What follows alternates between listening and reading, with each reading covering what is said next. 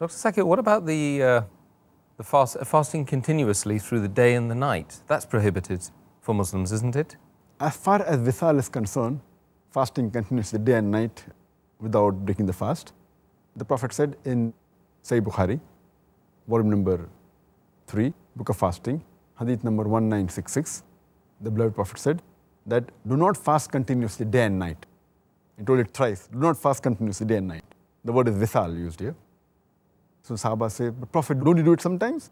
The Prophet said, Allah subhanahu wa ta'ala provides me food and drink when I'm sleeping. That means He has the power. He said that you don't overdo it, you don't burden yourself. And further it's mentioned in Sahih Bukhari, volume number 3, Book of Fasting, Hadith number 1967, that do not fast continuously day and night. If you want to do it, maximum you can do is you can fast up to the Sohar time. So you can fast from starting of dawn, continuously till the next Sohar time. That is the maximum you can do. That's permissible if you want to do it. Beyond that, it's not permissible.